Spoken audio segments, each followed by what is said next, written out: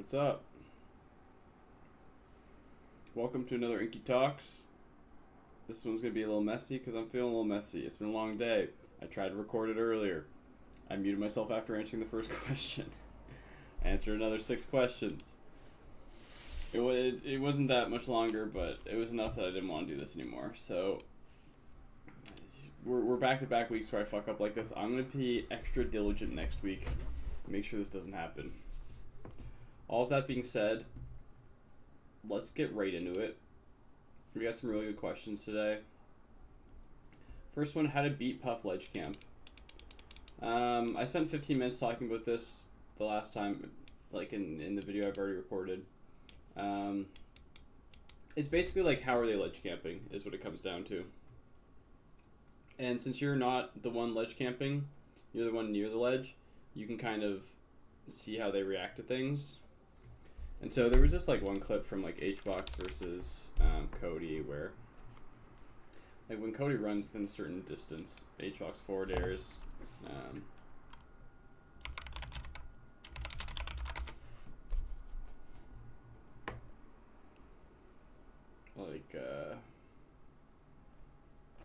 Cool to find one from like 5 years ago because HBox gave up on ledge camping.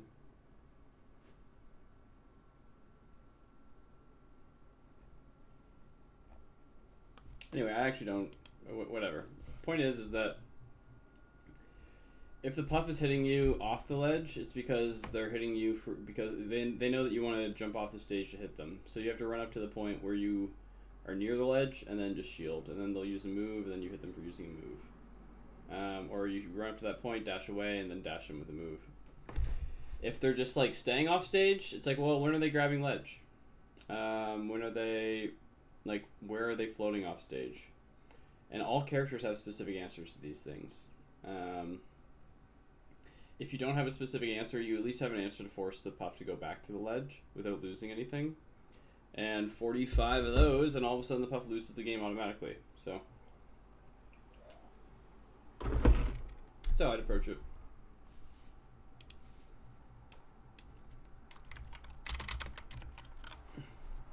Why are all top melee players short? Short man syndrome, dude. They got something to prove. They all got something to prove. No, it's because we phased all the athletes out. It's because no one who actually is like genetically capable would play this dead game.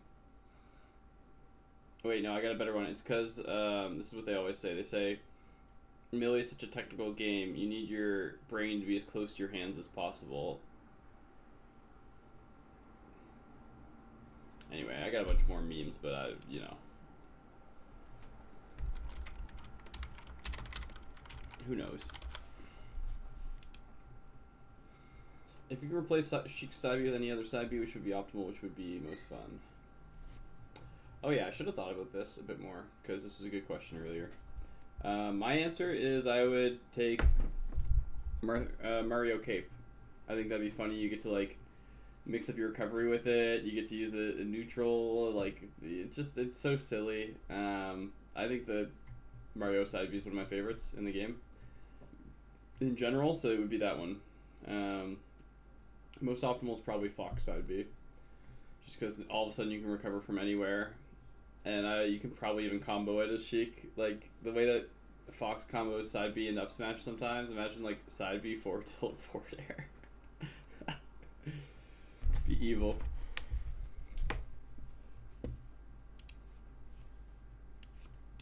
Oh, you guys are looking at my grocery list as well. Hype. Whenever I lock in on melee, my nose gets so itchy. I try and wiggle it, but it doesn't work. If I scratch it, it looks like I'm picking up. Bro, no one is paying attention to you like that. I'm sorry. Just scratch your nose, man. It's not that serious. No one is looking at you. You're just scratch the nose.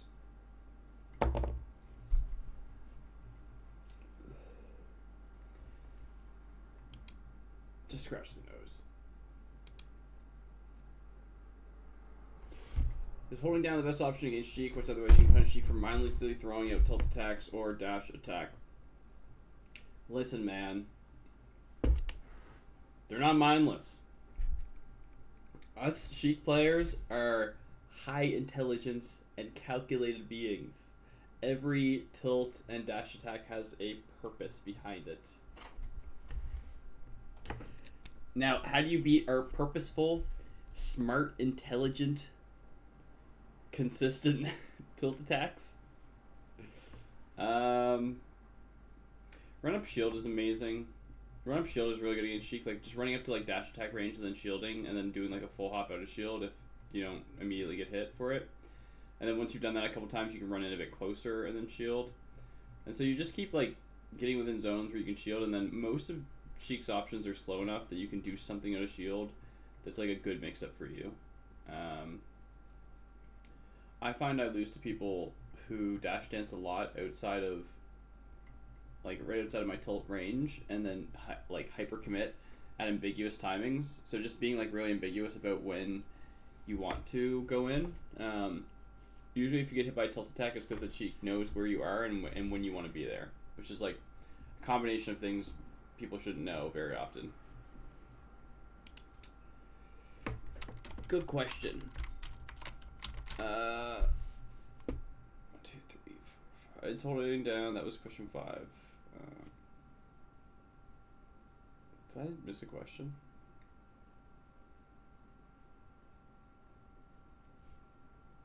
Whatever.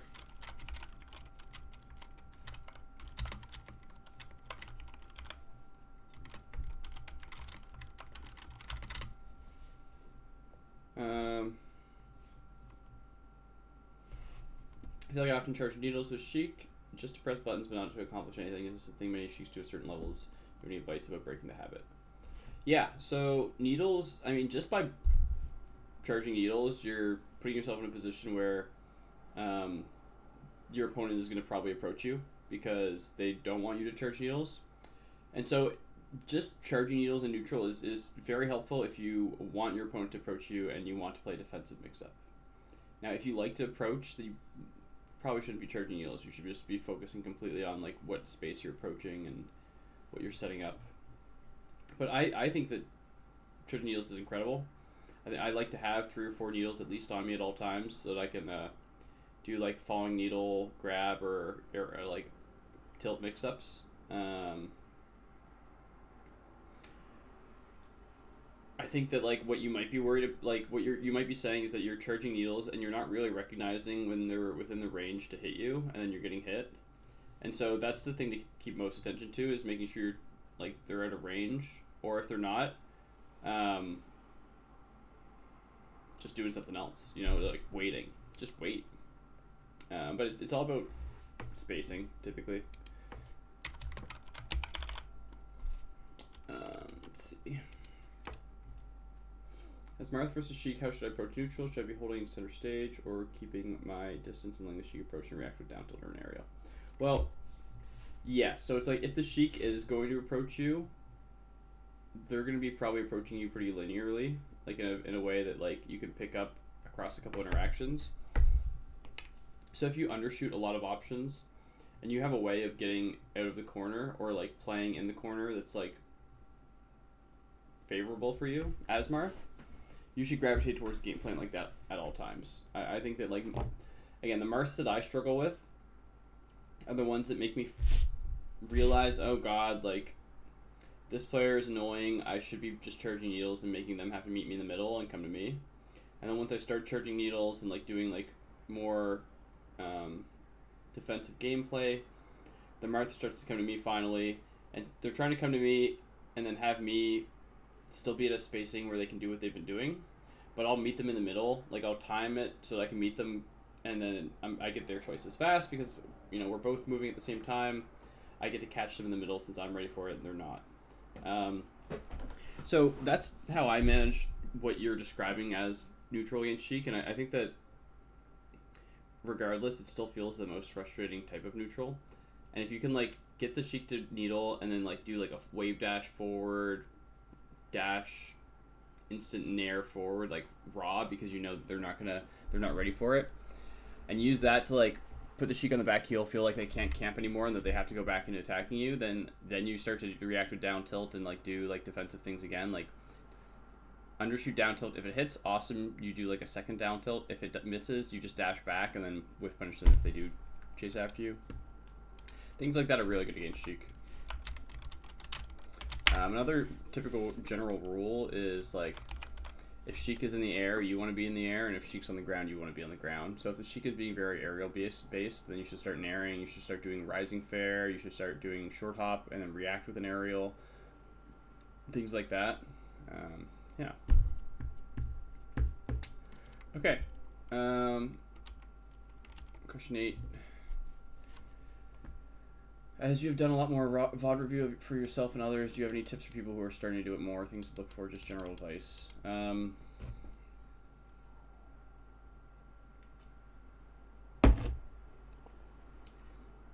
It's a tough question because, like, and I used to hear players better than me talk about this a lot, and I didn't really know what they meant, where they said that, like, VOD review changes a lot over the years, like, from year to year for each person. And there's different things that go into that. Part of it is that, like, we are all such different people that, like, some of us are incredible at some parts of the game and bad at others, and, like, we're all trying to fill in the gaps. And so what you're paying attention to is going to change naturally as, like, you have different holes and you have different things that you don't need to consider anymore. At the start, I would just look at, like, I got hit by this move, like, I shouldn't get hit by this move at this %.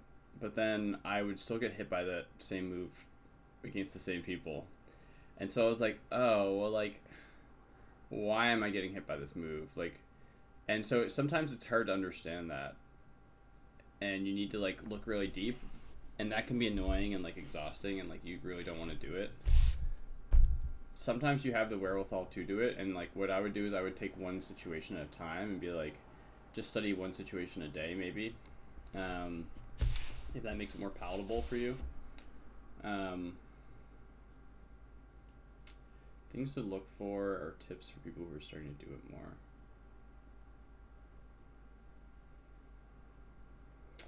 The thing is that you're going to be taking in new information when you do it that will make it easier the next time you're playing to, like, see these things, and it will help you as a player no matter what.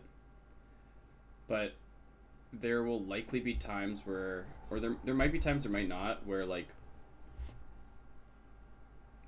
you're at, like, 96 or 95% out of 100 of, like, one specific area, and whenever you're studying, you're getting yourself, like, from 94 to 95 to 96 to 97 to 98% in this one area, whereas, like, you have these other glaring weaknesses that you should probably be focusing on instead.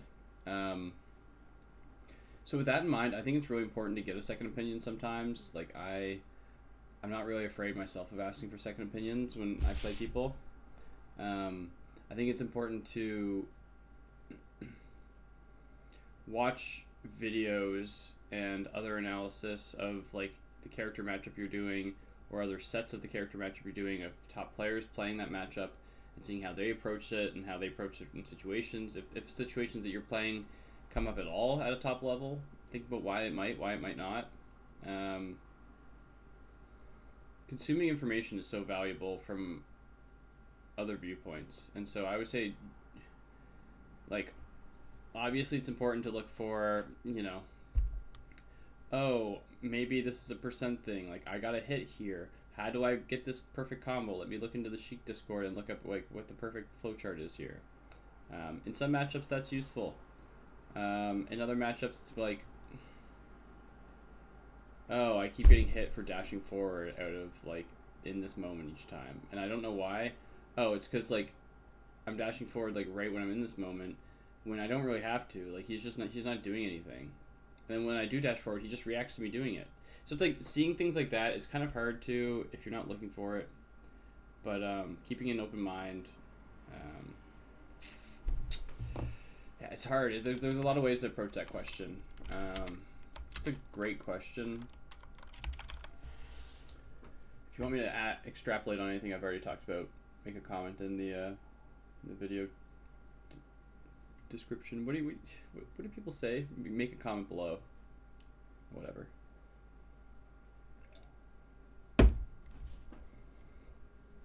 All right. What do I do when spacies are overwhelming me? Well, spacies are overwhelming you by aerialing at a set distance away from you. So you're within the range where they can dash, jump, aerial, and they do that.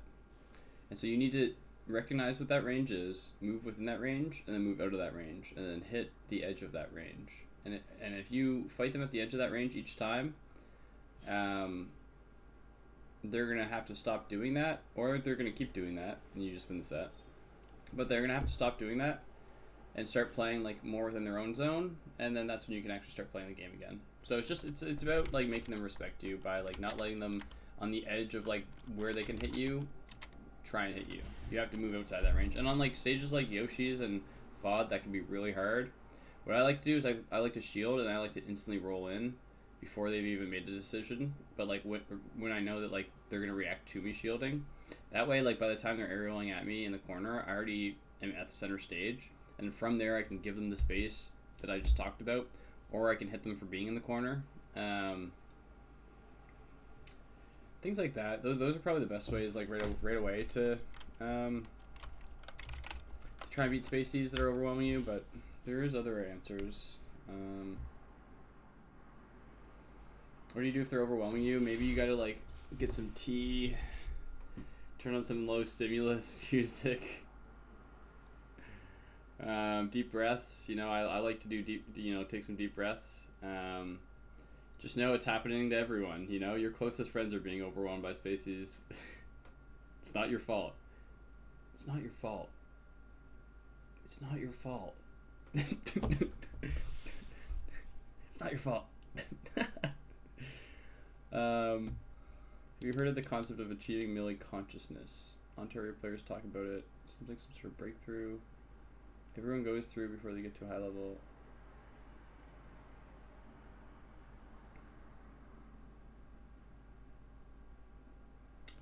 Melee consciousness. Oh, there was definitely a point a couple years ago, at least. Oh, I gotta go get my chicken nuggets. Fuck.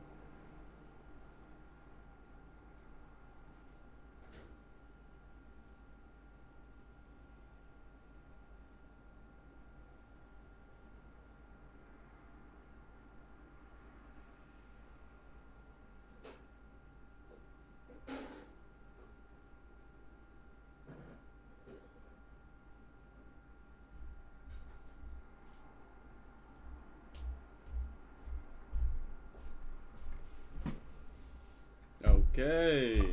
They're a little crispy to say the least, but you know, that's life.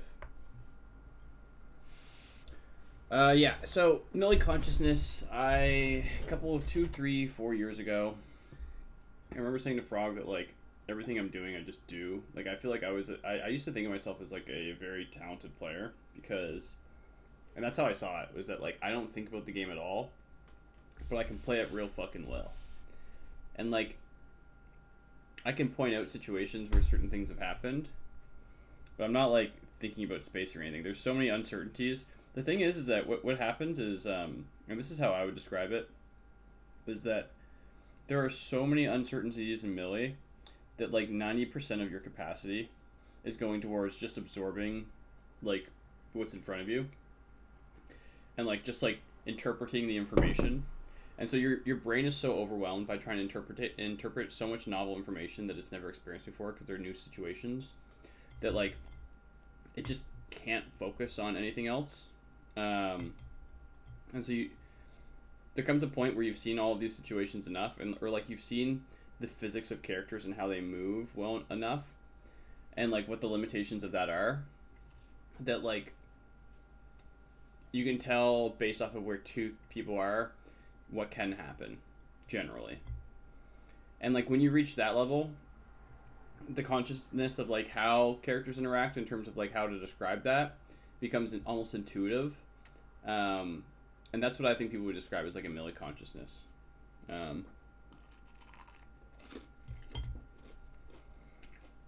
Something like that.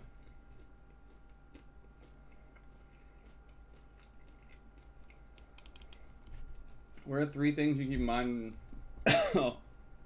Oh, that hot sauce is hot. Oh.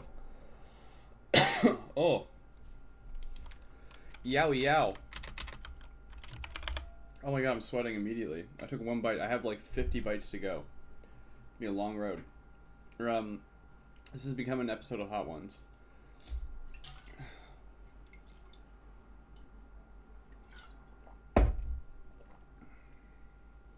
Who won our PRs achieved melee consciousness?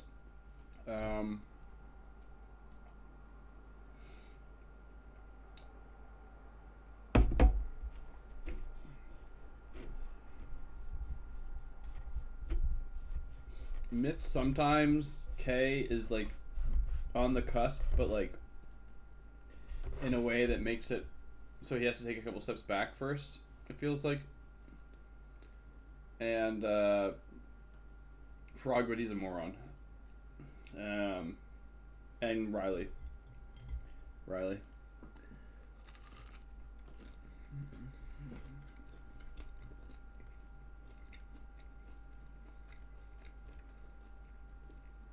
You know, I think Luke probably has, but in a naive way. Like, he's like a rookie of achieving it, where it's like he achieved it faster than other players, but because of that, he doesn't really have the experience to pivot quick enough off of like the thoughts that he has. He'd have to play a lot more in general, and he'd have to think of it in a matchup specific way so he can slot his like what his thoughts are into more compact areas if you wanted to get anything out of it.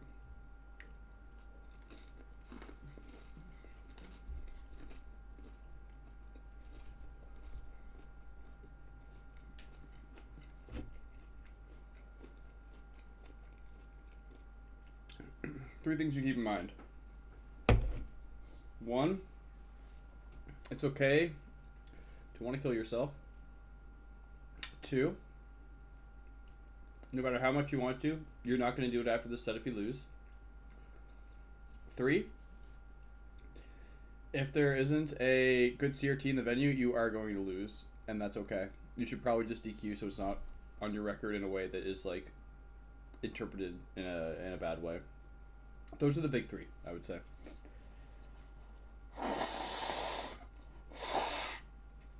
Four, the person across from you is probably a bad person, but you don't know for sure. And so, you know, don't assume. You know what they say about assuming. No. So honestly, the 3 things is never touch the ground if the ices isn't in the air. It is like 1, 2, and 3. Be on platforms. Don't approach them. At the end of the day, getting hit by an up air and taking 12% is like 10 times, and losing a stock feels a lot better than getting grabbed once and dying. It's like, oh, they won neutral me 10 times. Maybe neutral's more in their favor if we're fighting in the air, in a way that's like, I've restricted my gameplay, but I don't care because I can still make my hard reads, and as long as I capitalize when I win 2 out of the 5 times, 3 out of the 7, I can win the set.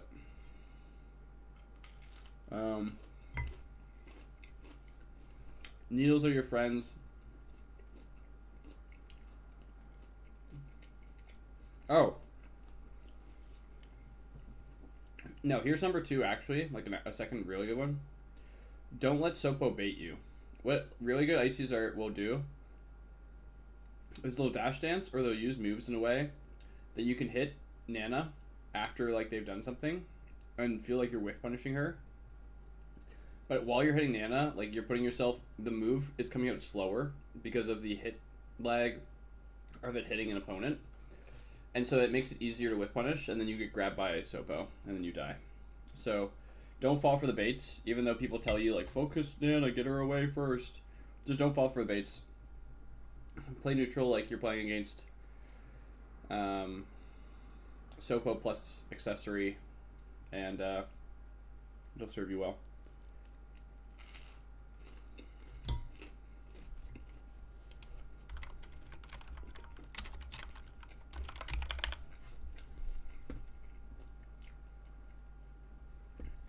How do you decide between extending a combo with a swing and where they are versus predicting a jump away and following that? If it's a guaranteed combo, I swing it where they are. If it's not, I threaten like I'm going to swing where they are, and then I predict a jump. Because most people are going to jump at a hit stun in those spots. If I do that, and I overextend, chances are I get hit for it. But I don't get killed for it. People are bad of 0 to nothing off reversals. So next time I will just I'll just swing where they're at and hit them first.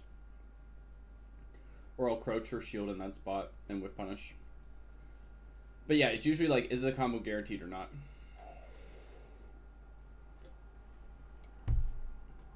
Otherwise, depending on like if they have a lot of options, like I'm really far away, it's mostly like, can I move into this space? And if they jump, they're just in a bad spot above me. And if they don't, I get a hit. That's another way of playing it. So I'll weigh those things mostly. That's like the way you should weigh it, generally speaking. How do you get used to reaction tech chase? Was there any tips or tricks you learned that clicked?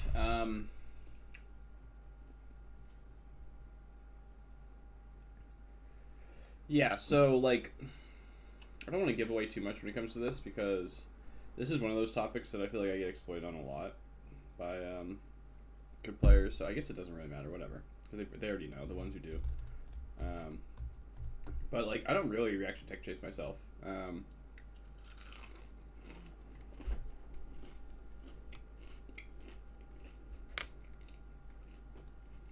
I kind of do. Like,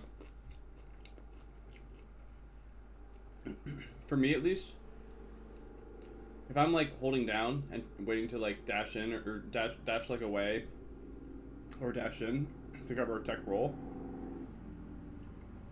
it's really hard for me to go from that to like pressing the Z button fast enough to get a grab out. And so a lot of the time, if I like, I'll just wait, and if they do a tech in place, which like, the thing that I'm watching the most is the feet, like the animation, and when it like, I guess the feet. I'm also watching like, has the screen moved? Because if the screen moves, that means they're teching away. I'm not really watching it, but like in my head, I know that that's a thing, and my brain's watching it. And then tech in place, I cover with a move like down tilt or forward tilt the first time. I know that once I've done that, I've staled the move, and now next time if they tech in place or miss tech, and I go for that, it'll pop them up and they can act instantly. So at that point, I make a read. I'm like, how tuned in is this person from like the way that they're DIing and everything else? And they'll either go for a up smash, or I will go for a tech away read. If I go for the tech away read, then I get to, it almost refreshes like my ability to go for a forward tilt again. And so like, I have that in my back pocket, and I usually get my next reaction tech chase free because I can do those three things. That's me. I have my own specific way. Everyone has their own. I would say that's something that you'd want to like talk to me about one-on-one, and like how you think of it, and we could assess what's right and wrong about how you think of it and what you're looking at, maybe. But everyone's different. Again, for Marth versus Sheik, are there specific kill options that you're looking for at certain percents?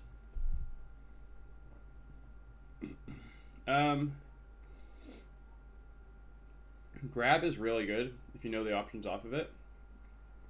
Like, until like 70, if a Sheik DIs away on up throw, it's a guaranteed up tilt. But if they no DI, it's not. And so if they no DI, you have to assume that they probably know what they're doing, and then you have to full hop and go for the up air. A good kill setup is like down tilt, dash away, pivot, forward smash. Like down tilting, like they run up to shield while you're coaching. You down tilt at a range where like when they run up and shield, like if they do shield, the down tilt would just hit the front, and then you dash away, pivot, forward smash when they try and like shield grab you. Or you forward, like you short hop in place, landing forward air or aerial, and then dash back, pivot, forward smash where you just were. So like that's a good setup. But it's like, and you don't need to like read it. You can react to them being there or not. Like after you dash back with the pivot.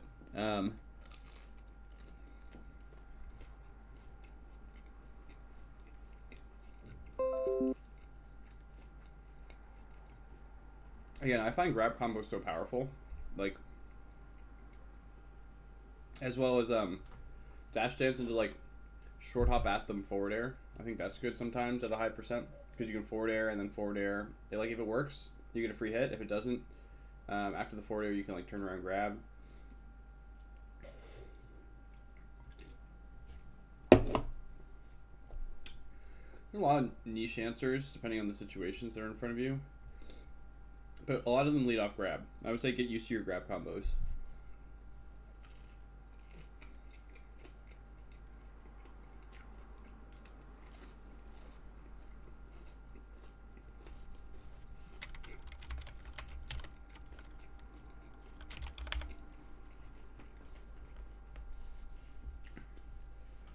Oh, this is so hot. I have this fly in my room. It's driving me crazy. This is one little fly. Oh. I don't know why I'm subjecting myself to this in a public setting. Oh. This is wet. Fuck.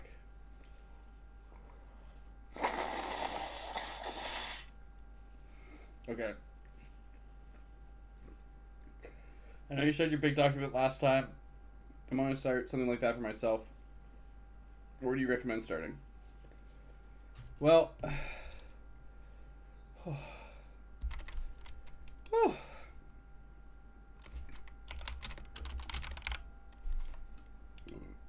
excuse me. Oh.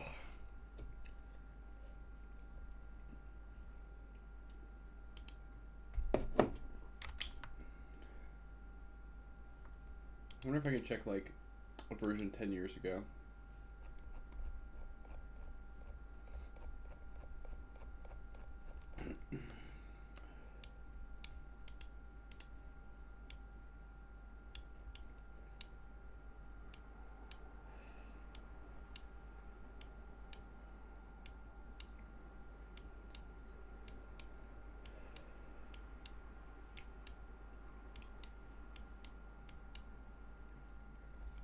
Okay, this is as far back as it goes.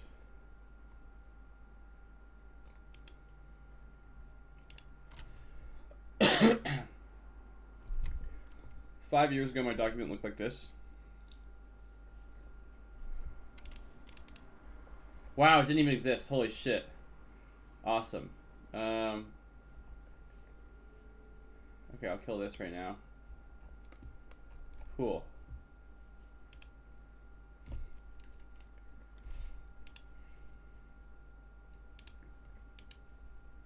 Cool. So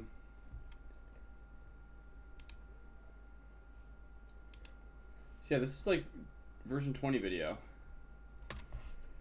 Wrote a little bit about moonwalks, about advanced tactics, things to learn, ask about these, practice these things, a little bit about feints.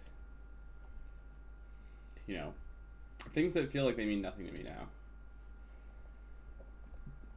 September, I organized it a bit more.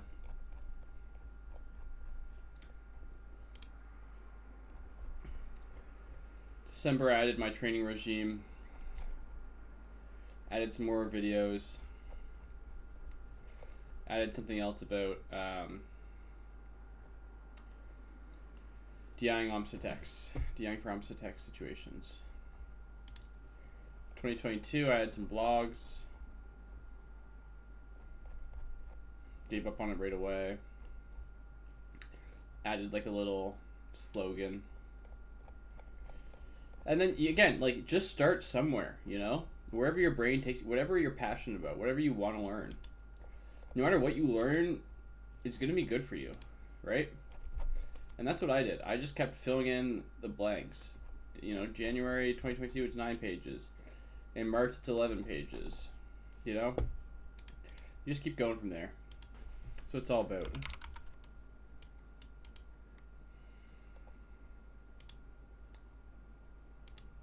Yeah.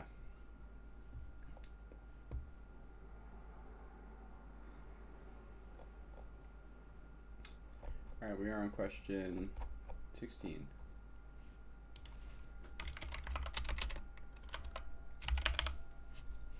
Do you think Millie's becoming more counterpicky game? Opponent plays plus, I picks Fox and Falco, counterpicks Marks, I pick Sheik.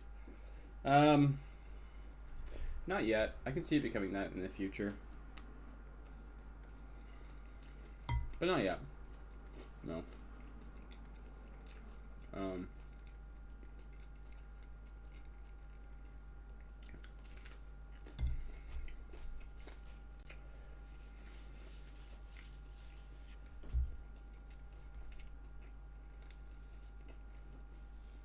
End of the day, there's very few matchups that have a polarizing effect that will cancel out the opponent's experience.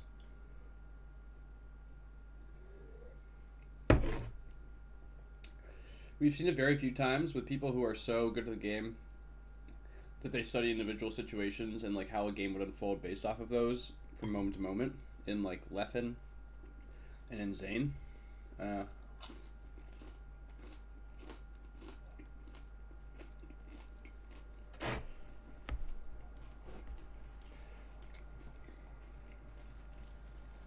Who else has done it successfully, though? You know? So.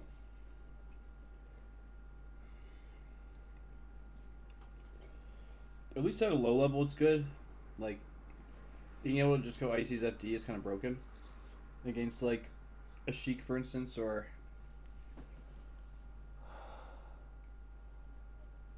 a Captain Falcon. Oh.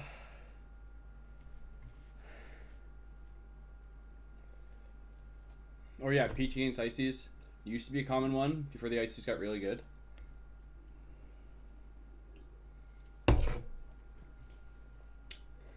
That's the thing. Ices are good enough now that like, if you pick Peach and you don't understand how to maneuver around Icy's fundamental mix-ups, you'll just get outplayed. Oh. Oh. Oh. Mon Dieu. Tabernacle, je ne sais pas pourquoi je fais quelque chose comme ça. Ah, mon Dieu. Okay. Any thoughts going to Gommel?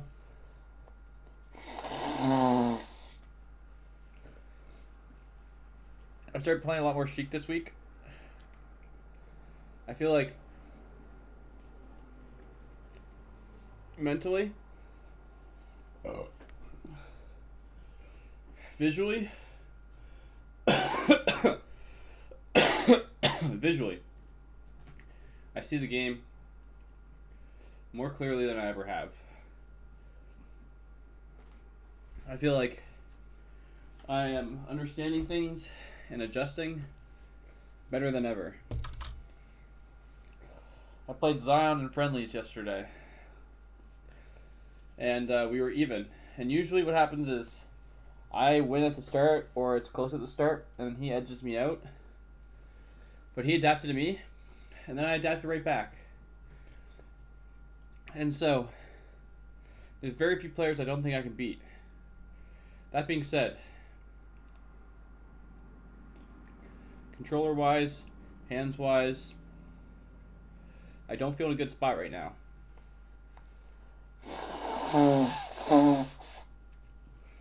I don't feel confident in my gameplay prep around matchups,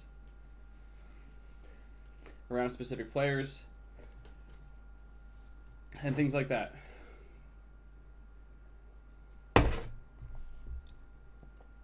Maybe that'll change in the next couple weeks. Maybe it won't. I don't really know. So I have mixed feelings. It could go really well. It could go really well. I'm a player who has full confidence in himself. If I play well enough and I understand the right things and I get a good enough bracket, I'm making top 8. If I am not playing a 10 out of 10 and I run into a player like Moki for like 9th or Crudo for 9th, I'm going to lose. They have more experience than me still. They're playing more than I am right now. I've seen Moki stream every day for like a month now. Like 8 hours a day.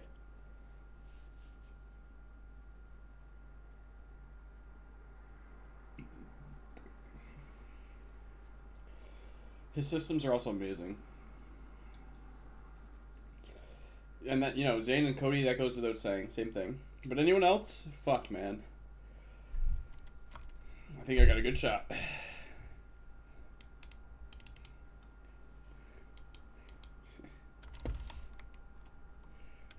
Do you think you play better or worse if you got laid the night before?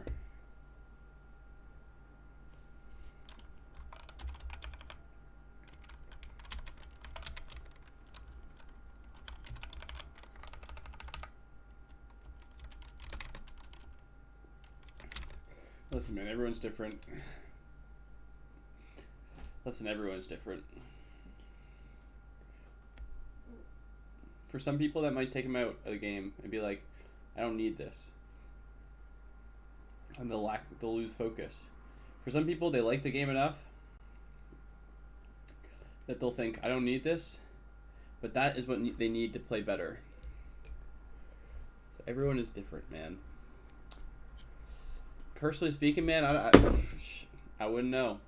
Hard for a guy like me to say, Hard for a single young man like myself to really consider something like this, but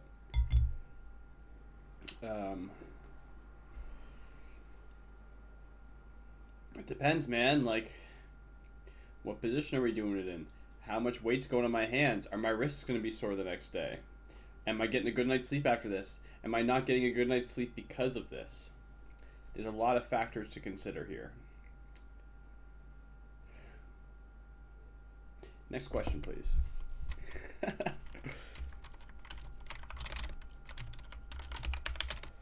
What do you recommend for mid-high tier players that's trying to improve, get a coach, research their character, play the game a lot, or seeking tips from other players? Coderin made a guide that I think is very strong for this.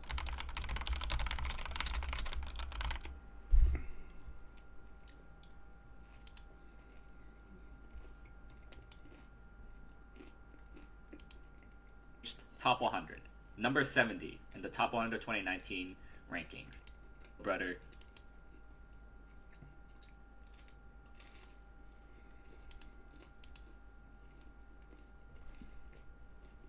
Hello.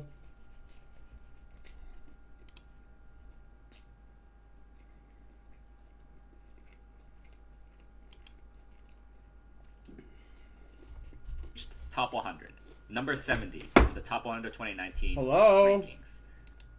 And I guess to start it off, there's this image of this guy in a Mario costume playing with his little brother in a Luigi costume. This is basically supposed to represent degenerate friendlies, where when your friendlies just become just as productive as playing with your little brother in a Luigi costume. You're definitely not improving. This is definitely fun to do. I'm not denying that. This is really fun to do when you're up at 3 a.m. playing Hyrule Castle with your buddies, but certainly this is doing next to nothing to actually improve. Now, I doubt most of you are actually doing this with the intent to improve. You're just doing it because it's fun. This video is amazing. What it basically comes down to is mindset training is good for you. Consulting and watching guides is good for you. having a mentor and coach is good for you. Taking care of your body is good for you.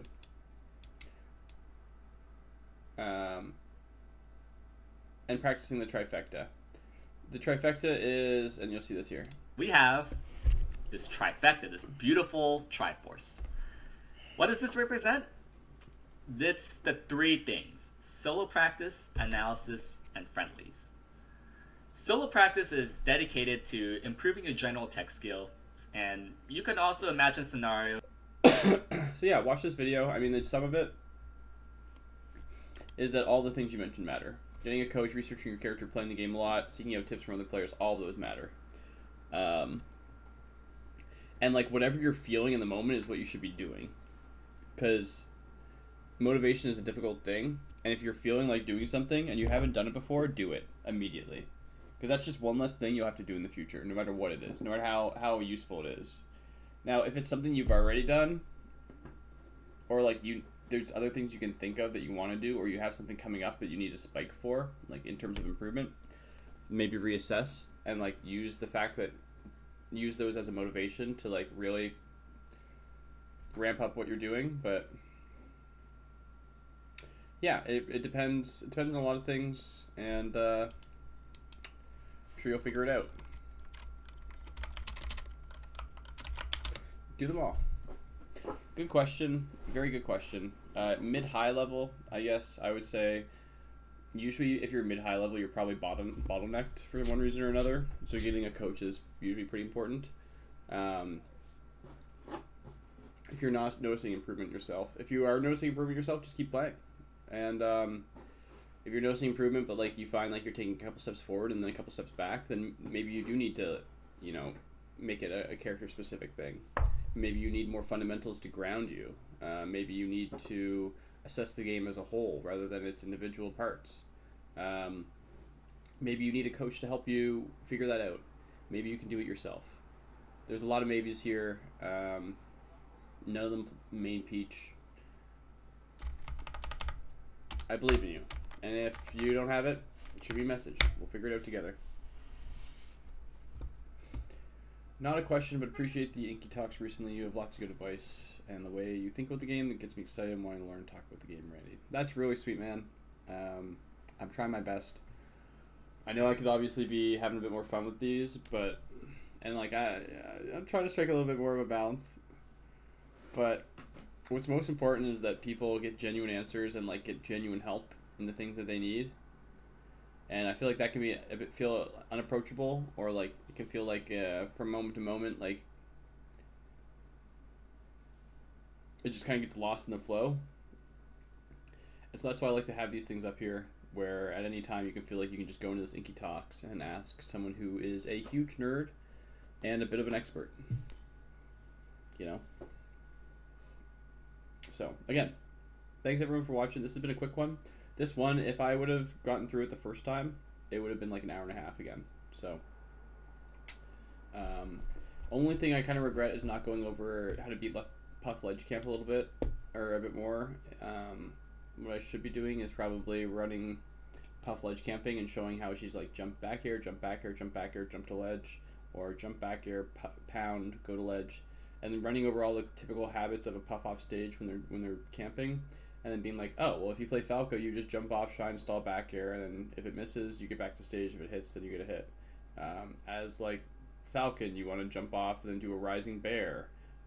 Or, like, wait until they're going, like, for ledge and then do run off up air. And, like, do it early enough that if it hits, it hits, and if it doesn't, you don't get, like, reversaled and die for it. Things like that would have been good to go over. Yeah. I think that if you just watch back the situations, or if you play the situations where it's like, I don't need to approach the Puff right away, I can figure this out slowly, you'll have a lot more success. But yeah, that's one question I could have put a bit more into.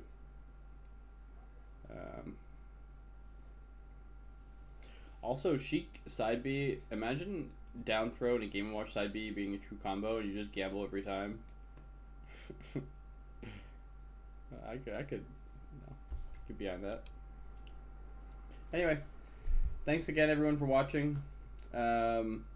I'm glad some people appreciate it, and I hope that you guys keep questioning things, and more for me next week. Much love. See y'all around. I'll light this up again in honor of the Inky Talks vibe.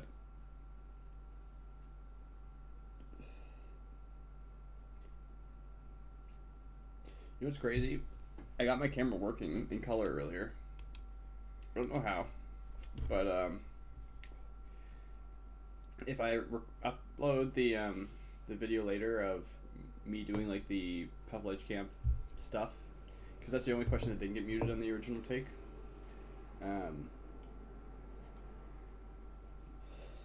To see Inky in color in the flesh.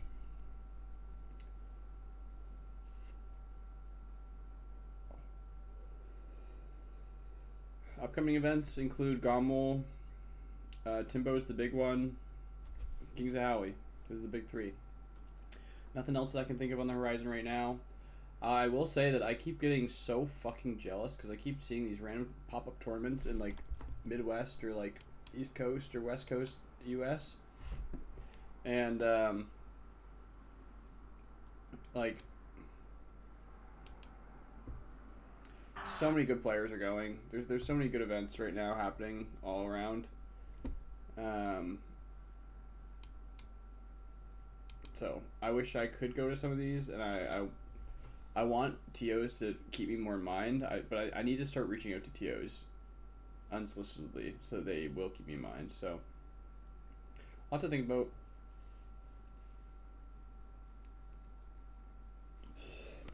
I'm turning 30 next year. And to me, 30 is a big, like, it's just another year, but it's a big deal for me. I want to reevaluate things a lot and put my all into this or fuck off and just become a community member that, like, happens to be good as well. And, I would, like, probably start to lose to froggy minutes a lot more simply based off of caring less. Like, I would care about as much as they do. Like, they think they care as much as I do. Frog doesn't. Mitz thinks he cares as much as I do. He doesn't know what that's like. Respectfully. Or maybe he does. Maybe he cares more than I do, and that's the problem. Who knows? Anyway. Later, guys. Much love.